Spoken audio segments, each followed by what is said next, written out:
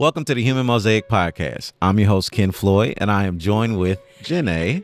Jenna. You gonna do me like that right straight out the gate. Jenna, Forrest Gump, Jennifer Magley. Jennifer Magley, a.k.a. Big Mama Magley. Oh my goodness. So many things. Baby Mama Magley. So many baby mama. That is. Look, he's so Big Mama Magley. Look, he said, look, I tried to elevate. I said Big Mama. He said Baby Mama Magley. Oh, you said big. I thought you said baby. I was like, No. Baby Mama Magley. Big Mama Magley. Oh no, I got I could get some baby mama behavior when necessary. When necessary. Are you doing? Are we playing spades today? Is that why you got cards out? Okay, so you might just take my black card, but I have never played spades before. Really? Mic drop.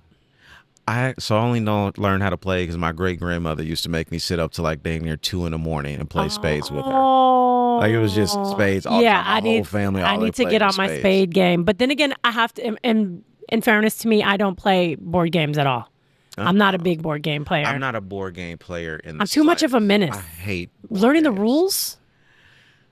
And it take too long. Like I hate when people want to play Monopoly. I don't even think I still remember all the rules to Monopoly. I don't think I've ever known all the rules to Monopoly. You know, there's too many games in real life for me to sit down and say, these are some more rules that I have to, no. Exactly. Because I'm really in my heel era right now.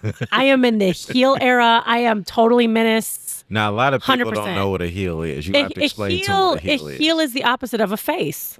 Everybody knows that. Oh, they don't know what a face is, do they? Most people don't watch wrestling. So they don't. They're not watching wrestling. They don't know what a heel is. They need to get up on their WWE game. Yeah, a face is like a baby face. That's your protagonist.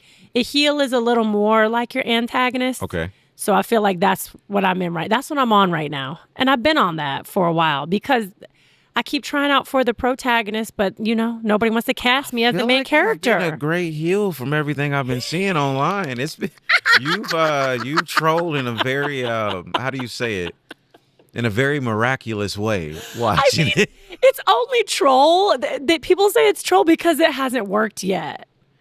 But if it works, it's gonna be like, oh my god. How do you know it's not working though? Because it hasn't happened yet. I feel like I put myself out there, the universe, for lightning to strike. I'm trying to get struck by lightning.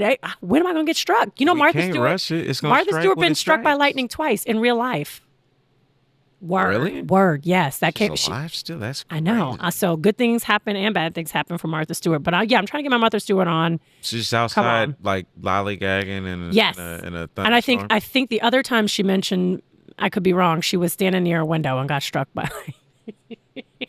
So I'm out here in the storm, Ken, ready. See that? For lightning to strike. What does that tell you? Sometimes you just got to stand by the window and I have to do the most, Exactly. That was a great way to say it. Sometimes you just got to say, hey. But that's the pro athlete in me. Like, don't you ever, like, the pro athlete in me is like, you got to just show up, keep grinding 8 hours a day. Like, you got to. When you're in the caste system, like Isabel Wilkinson's cast, when you're born and you can just see the horizon of the next cast, I'm like up here trying to see what's next. Okay. I feel like it's hard work that bridge that creates that bridge. Right. Instead of it being money. What has your experience been? Like, because where you at right now? Do you feel like you're in between castes? And for those that don't know, like the caste system of what you're born into comes from other parts of the world. Yeah. Wonderful book written about that here. Do you think that you're at the next level of like, what the next cast could be, and have you jumped a cast? Yes, I 100% think I was kind of at that level for probably realistically, if I could be honest, this last year. I took a lot of time to essentially like take a step back and look at where I was at because I was trying to do so much. Even with starting this podcast. When starting this podcast, it was one of those things where I wanted an outlet, and so I wanted a podcast. But I didn't start the podcast with the hopes of, hey, I know I'm going to get a ton of followers. I know I'm going to get all these people watching so I get to make money off of it and everything. Yeah. It was the whole thing of I genuinely just wanted to get a message out. I just wanted to talk. I just wanted to show people, hey, there's different ways to look at life. Okay. And so for me, I've now hit this spot after this break where it's like, I'm in this really comfortable flow state now. I love that. And back to what you said, like, for instance, you played tennis.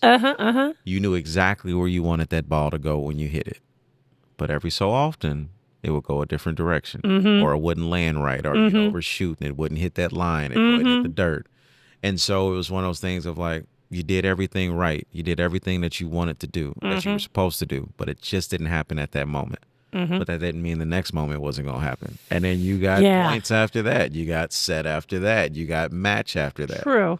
So it's like it's the same thing in life. It's like we can't dictate when the things are going to happen. We just have to put it out there and know that it's going to happen, because we've got a closed fist trying to get something new. You can't fit anything in there. Now, see, I get that. But at the same time, the problem with tennis is that tennis is unlike any other sport, because every time you go for a shot and you make a mistake, automatic point for the opponent. So imagine if Kobe, every time he was shooting. I loved it. I played it for a long time. You know what I'm saying? I loved it. And I feel like that's the mentality that's different.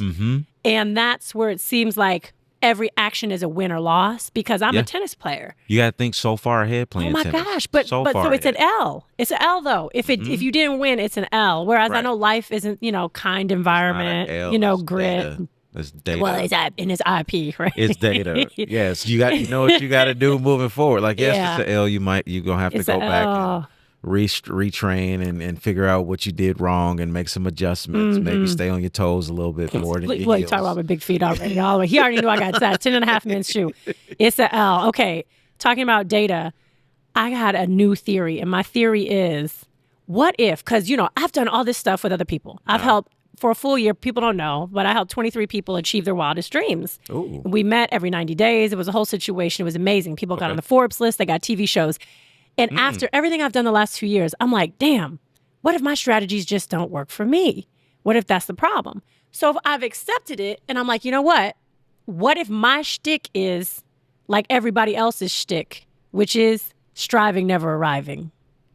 So I never make it to the destination. Because on these shows, we only hear about the success and people that have made it. So everything that's so toxically positive is people that have made it. So if my shtick is striving, never arriving, I'm looking at how can I monetize the shit out of that? Because that's everybody. That is everybody. Everybody working, striving, but they're never really arriving. And then all we get in our algorithm are the people that made it. So what if my thing is I make my money and I arrive by always striving? And am I okay with that? I think you also touched on an even bigger point that I don't even think you meant to make. Oh shoot, what is it? So think about this. You said that sometimes, like, what if what I'm doing just doesn't work for me? Right. My whole life. And you also said, like, all these people, you keep seeing all these people that have made it successfully. They're online. You see them everywhere. My stuff. Right? But those people, you see a lot of other people trying to do it too, and they haven't made it.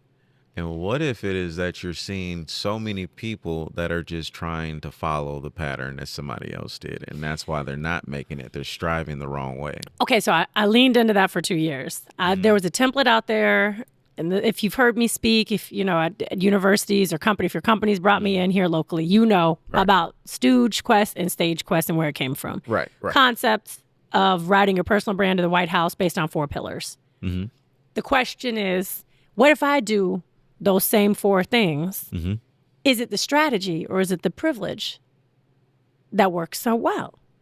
Okay, so what if I do everything that you do? What if I outbro the bro and I present a mirror to them? Can they see, if I behave like them, that we're actually just the same? Can they see past all this, that we're really the same thing, and say yes or no? That's what I was all about. So when I hear you say that, I'm like, okay, I've been trying to emulate this successful strategy of the elite, the folks that have made it. Right. Because you're not the everyday man if you're getting paid $65 million a year. I'm sorry, you are not the everyday man anymore. I'm the new everyday man. Yeah. There's more folks not making $65 million a year than there are that are making that much. And you deserve every dime. You deserve every dime of it, but you can't pretend that we the same thing anymore. We ain't. We're not the same man anymore. You know what I'm saying? Okay. So that's hard for a lot of people to stop cosplaying as a normal person. That they're not equal. Because I think that's the thing that you're not the same. Yeah, no. We're built different. They're like, no matter who you look at, no matter who you're close with, no matter who you're the most similar to, you're still not the same. But and the thing is, you never were the same. Never the same. Even when you didn't have the money, you weren't the same. Like, come on. And I think that that's wonderful. And I think it's great that society rewards success in building a platform. So with what happens next, we chatted a little bit before the show. I'm deconstructing. You know, I got the documentary coming. We got the comedy special. Right. That's what's going on with me. What is going on with you? Your last comedy special was really good. It was really, really good. My first comedy special. You're right. And that was crazy to think that was your first comedy special because it was pretty successful. Yo, that was not even supposed to be a special. This was the finale for the documentary. Short form documentary going out to the film festivals. Thought it was going to be 2027. Wanted it to be 2026. Didn't happen. Right. Somebody just told me they think it's going to be 2028. Lord God, we need to talk about that because that at another time. 2028 is far away to me. But yeah, we need 2027 to be the date. I'm like, come on. Maybe the end of 2026. Because the thing is, you go out for these, this is short form doc, so it's not about war. Right. This is actually funny. Again, middle-aged Midwestern millennial mom, middle of nowhere, going for their dreams. Well, shoot. We had some weird, wonky comments at the end of the quest, trying to land on the Bro Sports show. Huh? Took the fun out of the quest. What happened? I mean, I can't really go into it, but I will just say that certain people didn't like the quest. That's okay, you know? Protected those people, deleted the comments. But we decided. And brought them back out later. What? You're saying there might be photos of this ignorance in play? I really hope there is. She's going to let y'all see it, too. Stay tuned in a film near you. No, but earnestly, it took the fun out of it because we've been kayfabing this whole time. We've been having suspension of disbelief. We've been playing with what reality is. And there was only one way to finish the documentary. And to me, that was, you know, this person was like, you should have your own show. So I was like, okay, I'm going to have my own show. It's going to be a stand-up comedy special. And the Bro Sports show is invited to my show, right? Yeah, okay. Thought I only needed like 3 jokes for that bad boy because it's for a movie. It's for a movie. So like May, I don't know, it was something crazy. Like May 8th, I decided I'm going to have a stand-up comedy special. Had only done open mics. And by like May 18th, had secured a venue and within a month or less on a Wednesday night was sold out. So Feinstein. Sold out on a Wednesday is Feinstein's great. Carmel. Yes. Carmel, Indiana, Hotel Carmichael. And if I remember, it was like standing room only, a lot of that, right? Standing room only, crazy. Ooh. We How had. long did you go on for? Thought the set was going to be 30 minutes. I had a co-writer, amazing, Shelley Block. She's been through Second City, fantastic writer. And thought it would be 30. Practice at 30, went on open mics at 30. It was 55 minutes, Ken. And they laughed. My goal was to be funny 60% of the time. And one of my friends who owns Sports Bra Indy, she said, it was 75% of the time. I said, look at that's a real friend right there. She said 75% of the time I was funny. But it turns out those are the odds for stand-up comedy. You want like a joke every minute or two. Okay. You want people really hot laughing. But yeah, and we had a musical number. We had a musical number, my intro. Okay. How'd it go? Sing it. Well, it was like cabaret style. I had on like four sets of weave, so I had enough hair for 5 people on my head. Had on like 3 pieces of shapewear, beautiful red gown, and we had a drag performer who was in what he called bro drag. Wait a minute. I'm sorry. What is bro drag? Bro drag is he referred to it as a light Republican beat. You know how certain people we wear the eyeliner under. Oh my God. Come on, it's funny. We're not political here, but that's what the bro drag, performer called it. Wears the eyeliner? I mean, I can't say that Vance wears the eyeliner, but he does a great job. I'm waiting for the tutorial to drop. Okay, so anyways, oh man, that's crazy. This person is dressed up as the host of the Bro Sports show, comes out mimicking hysterical, all in good fun, nothing mean. Right. This is fan art, right? And then 2 professional dancers come out with me. We're interrupting their show. I can't believe this little lady's been trying to get on our show. Well, got some great bro, folks on our show tonight. And then cue the music, and then we come out dancing, choreographed, learned on a Monday, performed on a Wednesday. What was it like? Wasn't it like 4 dancers you had, background dancers? There were three dancers, and then 1 including me, and we are just shaking, hit, bam, baby. Came out with a fur, They wasn't ready. Oh, They wasn't ready. That is great. He wasn't ready. Because I'm bringing you rain. How long was the dance? It was long enough. I was sweating. I had to take a break. It was like a night. It was probably, I was sweating in my creases, Ken. It was probably like a 90-second dance number, because the problem with, and I love Feinstein's, we're going to have another show there. We love you. But their green room isn't backstage. So you have to walk through the crowd to get to the stage. We were like, how are we going to creatively do this? Because we've invited the Bro Sports Show to be here. Mm-hmm. They didn't come. Bro Sports Show, what happened? Why didn't Bro you show up? Sports Show. Why? Don't worry. I still sent them a thank you postcard that said you missed a hell of a show. Oh, my God. You know why postcards are great? There's no return address. So. That is hilarious. Hey, but I sent out 100 of these cards. Not to them. They got one of the 100 cards. I hand wrote everyone that attended a thank you note. That is like old school. So people are just still getting the cards, posting them online. Like, thank you so much for coming to the show. It meant the world. Here we go. So yeah, send out 100 thank you cards, including one of the Bro Sports Show brand. This is all in good fun. This has been great. This has been amazing. Okay. But your girl really did want a job there. I really wanted a job there. Even if it was a 90-day unpaid internship, I really wanted a job there. Maybe we can get you one. We just got to contact. I just want to get my big foot in the door. Who do we need to talk to? Send me to go get the coffee. I'm ready. What's the first I need to put initial that of on the my person's LinkedIn. name we need to talk to? I have no clue. It ain't nothing but men that work there. And I was trying to show them. Ken, like, even if they're not ready for a full-time black vagina in a building and they don't have a woman's restroom, I'm ready. I had to stooge on the street. I interview people on the street. 30 seconds. A 30-second social media bit in the boring third hour of the show. Just send them I a video. tagged them. No, just go to the studio and hand it to him personally. Well, I've been to the studio. Oh. Wait a minute. How did this go? He's scratching his head. Oh, man. You know this one was crazy. I've been to the studio. So I've been to the studio 2 times. Now, here's the thing about the studio. All this is online. So if you're going to have a target with a brand, you got to learn about them, right? Right. So for me, this is a dream job. I live in the middle of nowhere. Bro Sports Show, huge on ESPN. Huge headlines right now because of all the layoffs. People thinking that these things are connected to try to pay the show. I don't know if they're connected or not. But the reality is, if you want to get into the entertainment business of sports, why wouldn't you do everything in your power to try to get a job on this show, right? So I've actually been there. The building is a refurbished, non-denominational church. Okay. So it's like a dome. It's in Lawrence, right? It's like maybe Geist area. I don't really know. But there's a fence around it. And I am a rule follower.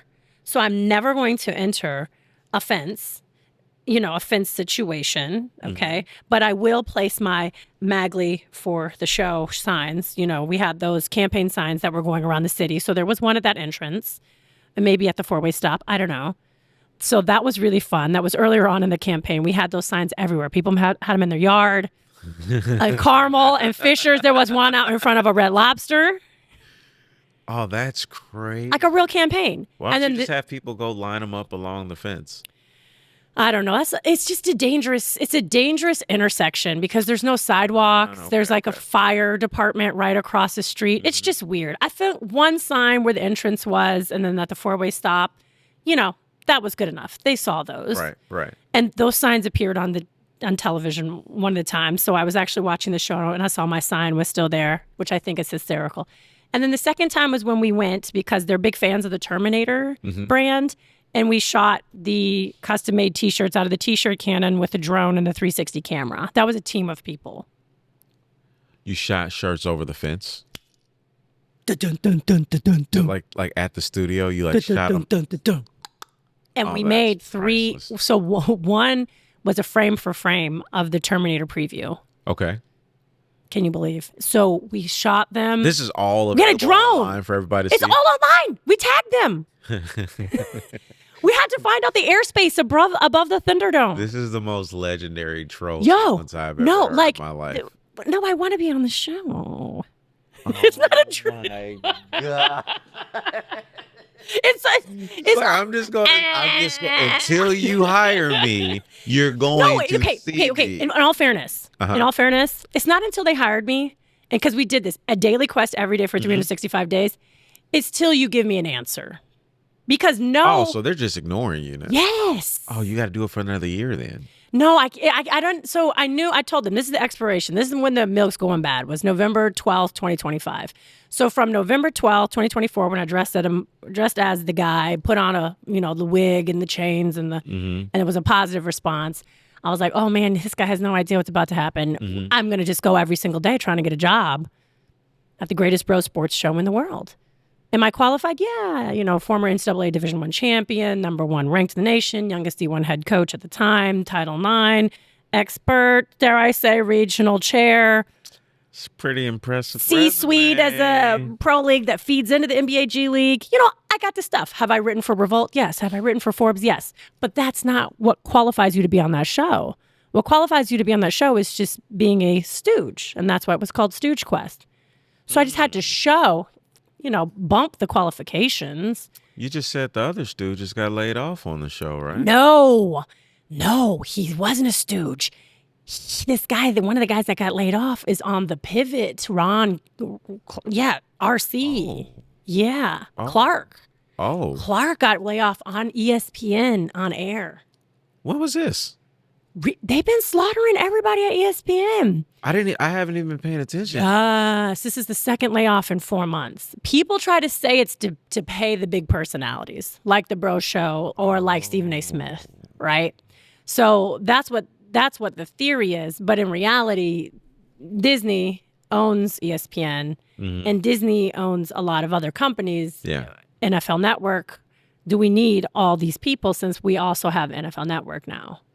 And that's how this thing fell out. That's my understanding of it. Again, I'm a middle-aged Midwestern melanated mom in the middle of nowhere. I don't know everything. I'm not involved, but I am online a lot. Yeah. So you see what's going on. But no. See a lot of everything as long as you're online. So he still is on the Pivot with Channing Crowder, who I went to college with at University of Florida. Those guys, Pivot is turned into the Oprah show. Every time I'm online, somebody crying on the Pivot. I never seen anybody cry on Club 520 on Jeff Teague's show. Ain't nobody crying because B-Hen is hysterical, right? We love B-Hen. And I love B-Hen and I love Barbie. Barbie had me on his 520 Somewhere. I think I was their first guest on his 520 Somewhere. So shout out Club 520. Shout out Barbie is 520 Somewhere. Awesome. That's awesome. Amazing, right? Yeah. So that was a yes, that's a no. And that was a yes. But yes, I wasn't going for a job, I was going for an answer. I wanted a job, trying to make a seat at the table, trying to find my street interview, So they could say no. Take it. If they said no. Just flip out a folding chair and sit down. Oh, my God. There was a concept, because we've had a lot of different concepts during that quest, and one of them was to get fake arrested. But I said no, because ICE. It was during when ICE was really, when it first popped off. Wait. Please unpack that. I didn't want somebody Please I didn't want my think you were Hispanic? Well, and get picked up by ICE? Like no. I mean, I'm learning Duolingo. Don't get me wrong. I'm learning Spanish on Duolingo. But that's not what I was trying to say. Why did you think that you were going to get picked up by ICE? Because let me tell you. No. Here's the deal. First of all, Rosa Parks was not the first one to not get off of, right? So then the reason why Rosa Parks was such a big deal was because she was in a lot of different verticals within her community. She was popular everywhere. Everybody loved her. She had, white folks, black folks, rich folks, poor folks. Now, I'm not saying I'm Rosa Parks, but I am saying I'm everywhere, and I cannot have a fake arrest and then people think it's real and people thought it was ICE. I'm not trying to accidentally have a historic moment, which is really a prank, a skit, or stunt. Do you realize the amount of attention? I know, but that was like, but people find out it's fake, but people really, that was actually pretty crazy. Well, like that comedian that just came to town, I can't remember his name, well-known comedian, and he had everybody in the audience boo him and start throwing things at him, but somebody threw a real bottle.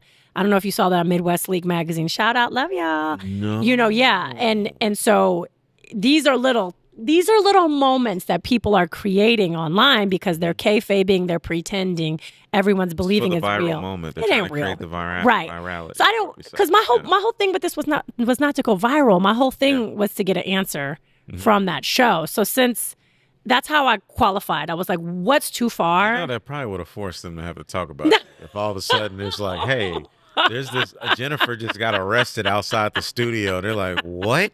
Then all of a sudden it has to go on ESPN. There was a second idea, which was to get people to, all the people that wanted the show, because everyone in Indianapolis wanted this, right? Yes, they wanted this. We all wanted this. To have like 50 people around the entrance of the gate with signs saying, Magley, Magley.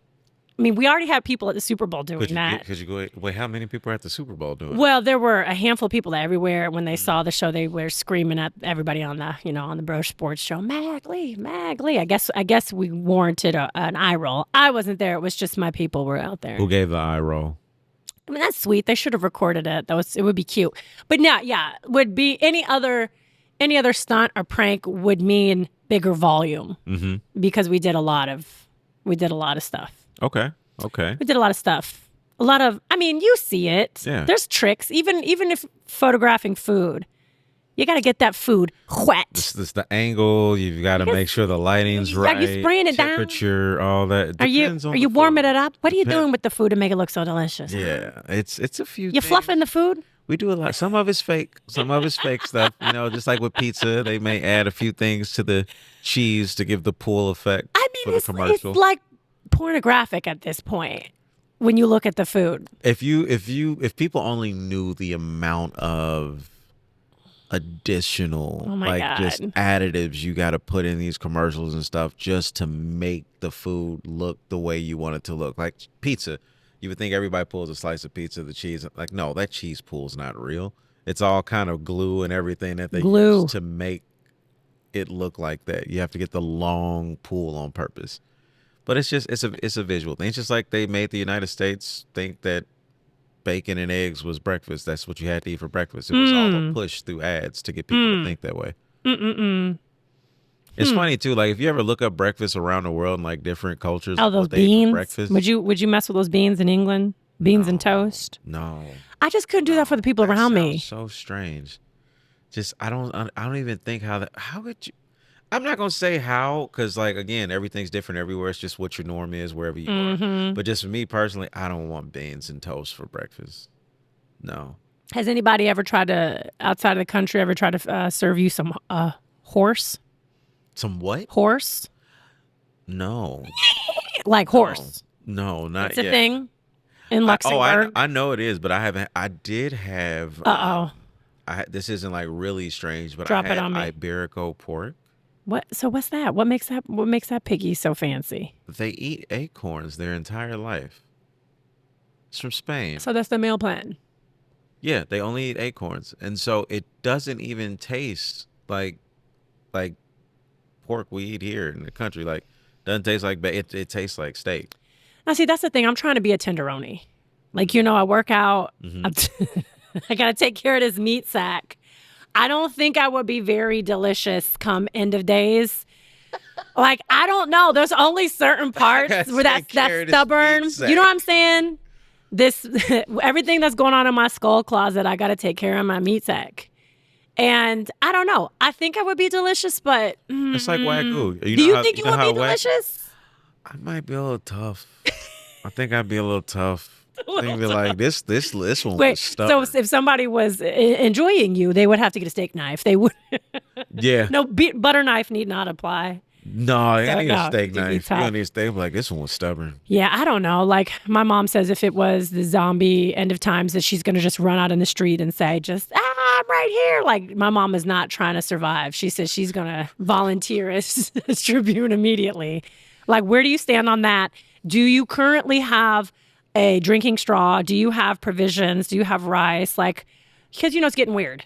Oh, I'm screwed. It's getting weird. I'm screwed. You don't have anything. Totally up front. I got the powders. I got like the last 30 years. I've got the things to go bang, but I don't have any of my other stuff that I should have. Like, I don't have the straw. I know a few people life that have straw. taken those life straws and used them in some very bad situations. Wait, did they on have purpose. to, or did they wanted to No, test on it? purpose, just to test it. I can't do it. Gas. I can't do. I watched the video. These people did it, and No. it was.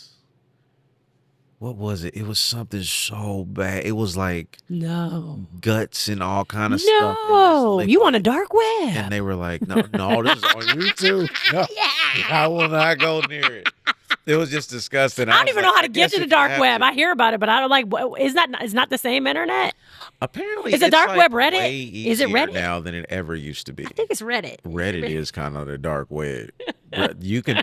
I've seen stuff on Reddit that makes absolutely no sense to be that like readily accessible. Really? I mean, like your kids go on Reddit and just type in whatever they And they want. can see whatever like, they. Oh my God! How does this even here? So no life straw. Just go bang. Yep. See, I got some life straws. I got some powder food. We got protein, protein shake. We got the supplements, so I'm going to look good in days. I'll be cutting. I mean, I got canned. I got a good. You got a can opener? Goods, dude. You got a can opener? Yep. I got an electric one and a manual one. Oh, watch out. Now, here's so if they cut the power, I get to twist it. Just around your skull.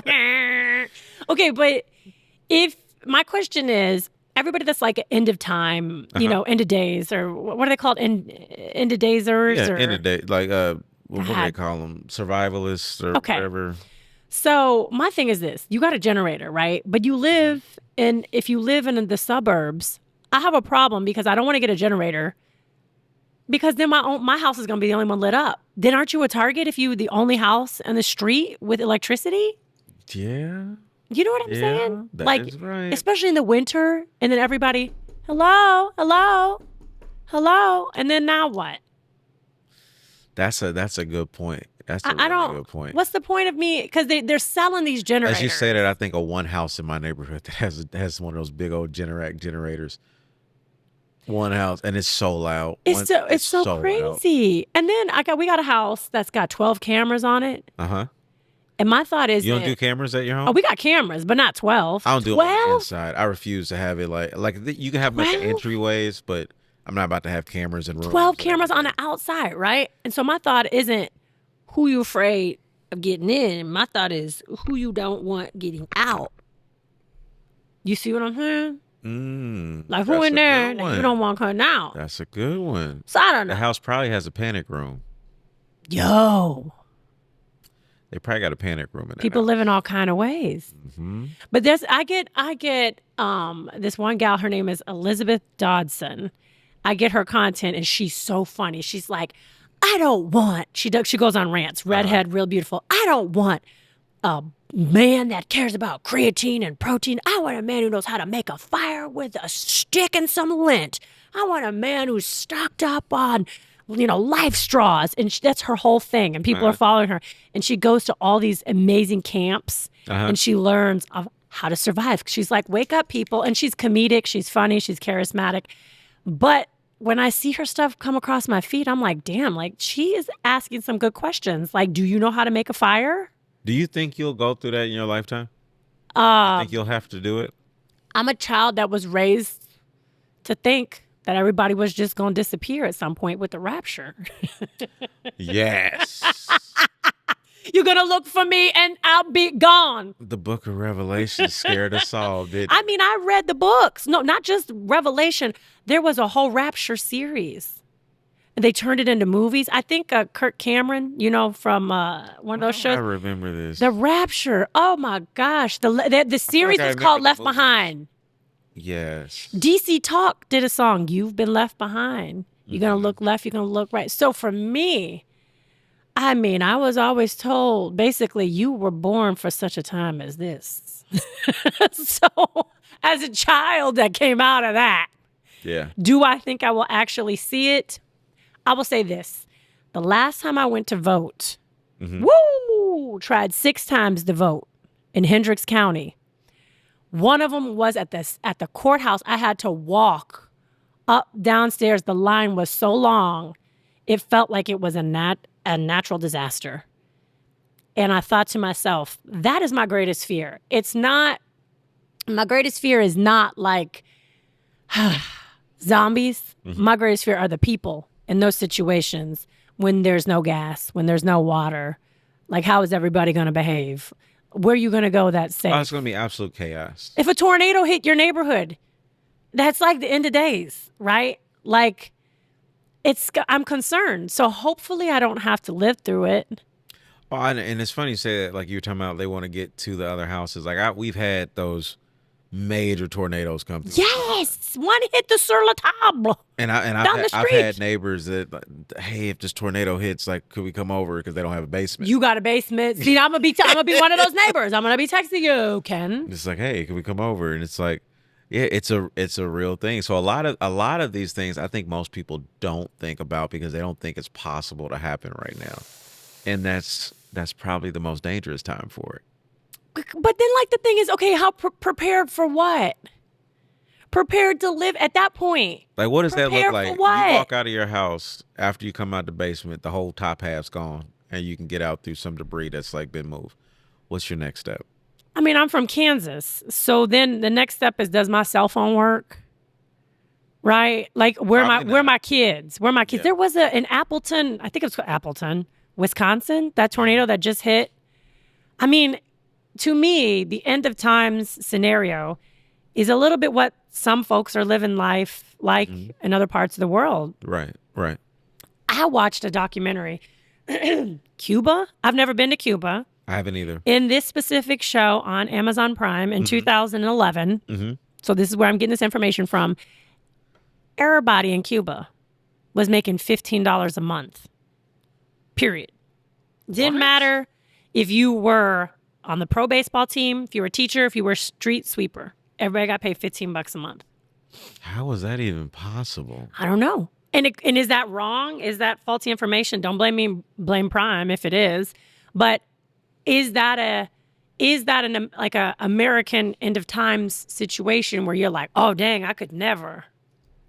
I think a lot of countries, also too, I'll start with this point. I think a lot of people take for granted what we actually have access to here.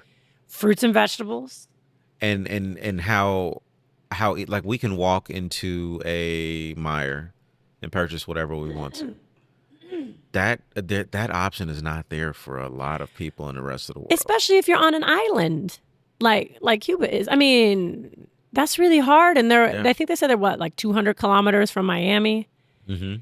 That place, that spot could be looking like Dubai at this point if a couple different changes in history happened. And it's just an interesting, again, that's not the point. The point is just there are places right now that we fantasize about, oh, wouldn't it be hard if? That would only mean the end of the world. But it's like somebody's just waking up and that's their everyday. Right. That's their every day, you know? But yeah, I don't know. Do you think that we will see that?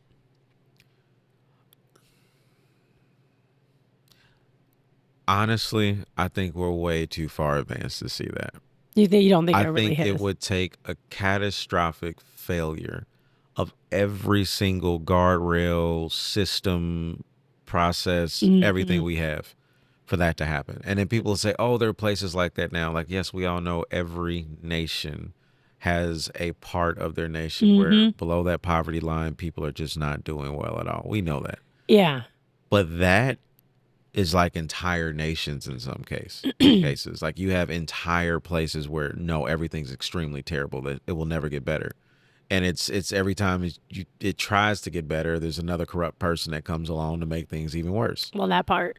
And so like I think a lot of people take for granted what we have access to here. And that's why every single day I wake up and I look to take advantage of everything at my disposal.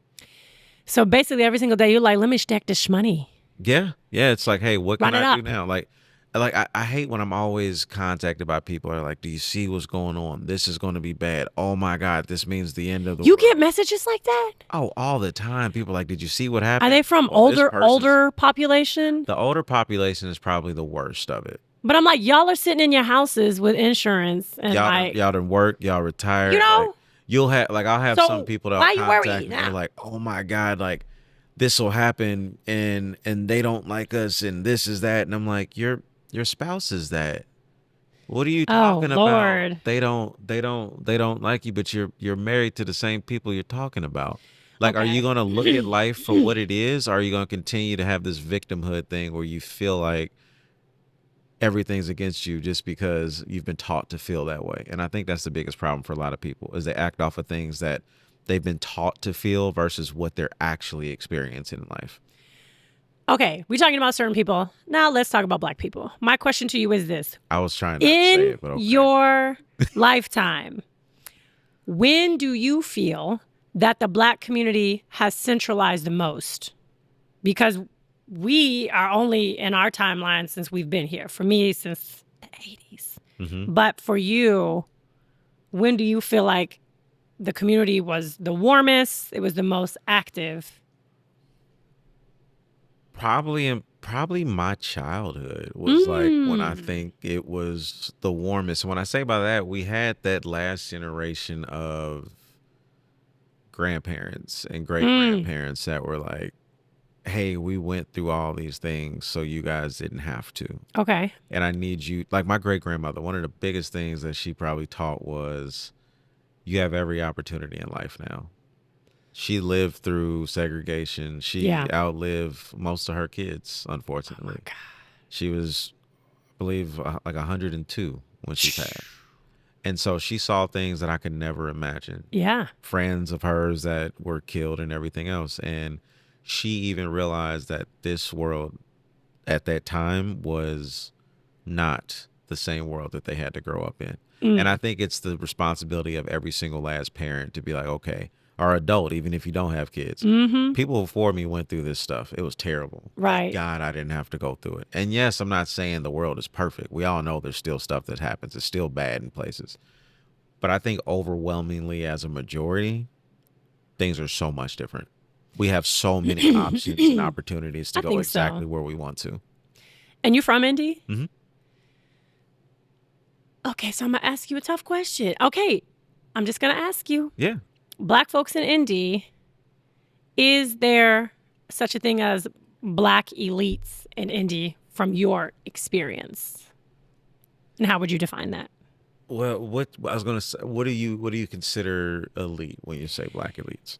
In my experience, it is community at the highest level, which there is a cost and an application that you have to meet to be in that community. Groups, Jack and Jill, Greek life, that's one level. I feel like there's another level, a lot that have to do with firsts. First partner at the law firms, all those firsts. So there's different levels in my view of Indy, of Black elite. I how would you define Black elite, and what has your experience been here in Indy? You don't have to go deep into it because it is a tricky question, but I'm curious. I think it's a lot simpler for me because for me, when I define elite, it's not necessarily like I don't think I can necessarily say, oh, it's a Black elite or a white elite or a Hispanic elite. Yeah, or yeah. Elite. I think it's more so you see these people that go into these elite positions because they share one thing. They're like-minded with a lot of these people that are there, and it doesn't take a race or anything to be that way. Yeah. I find myself in a lot of places. A lot of people are like, "How did you even get in there?" That's so interesting. And it's not because I'm in it. Like a lot of it is like, no, I'll be maybe one of maybe two Black people that are around this place. Yeah. And I think a lot of times people don't understand that we're not everywhere.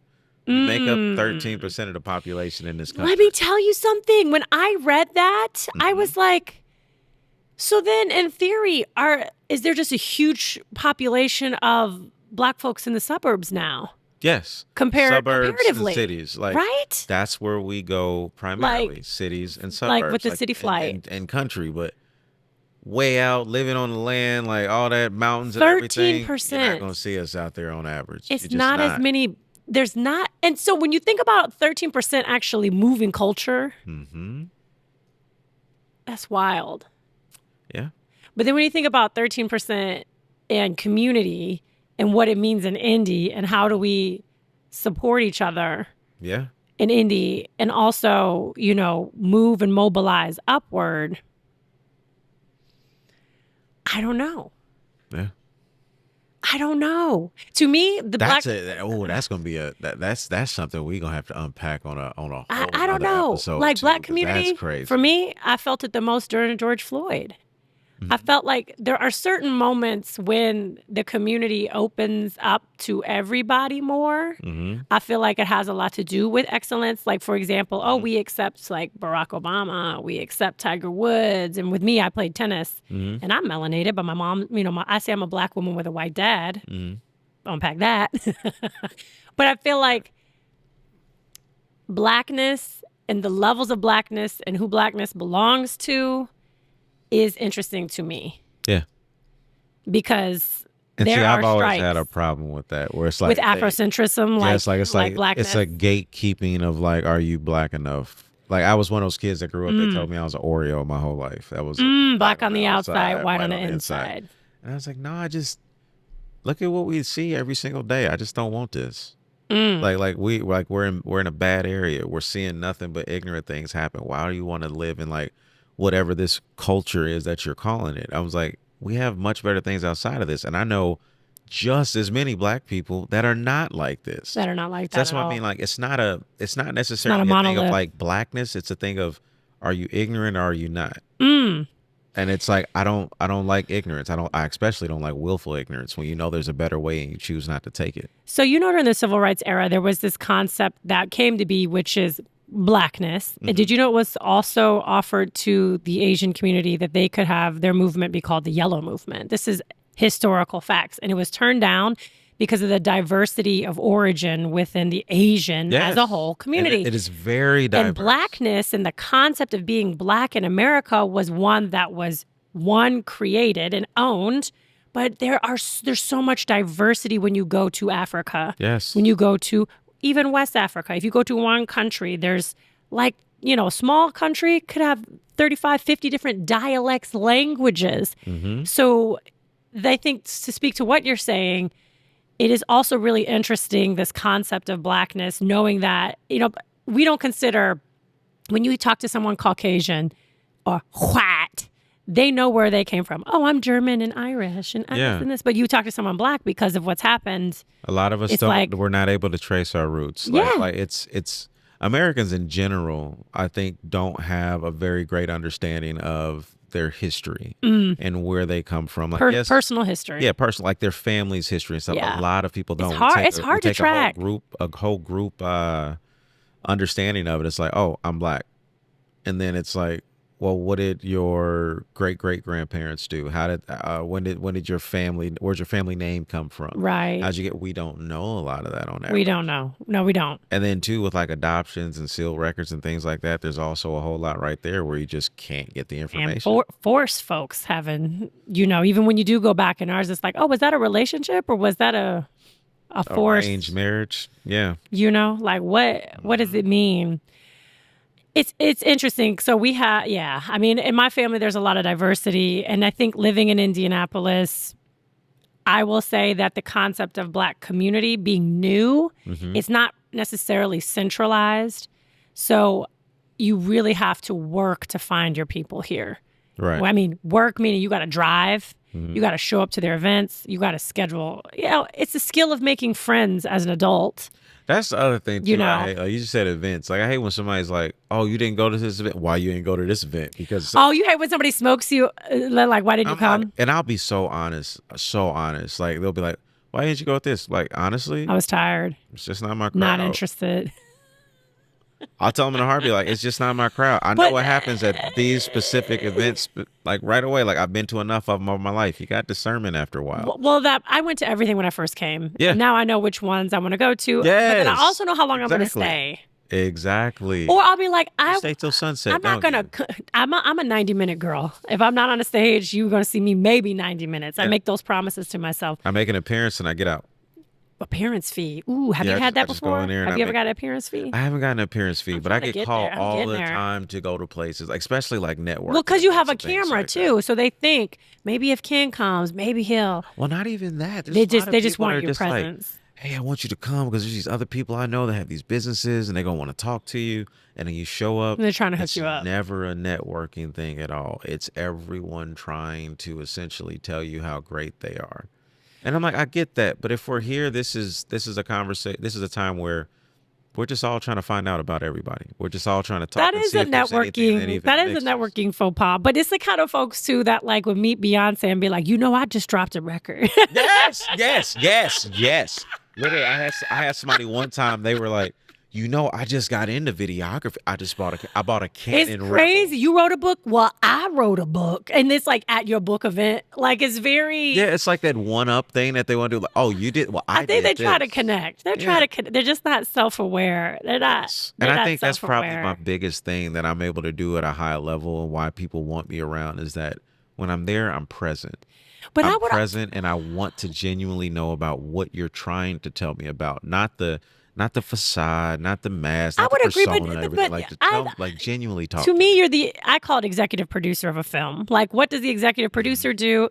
What do? They cash in on, they over here taking these chips. Executive producers are cashing in on relationships. And that's how the movie gets made. They're like, oh, this person owes me.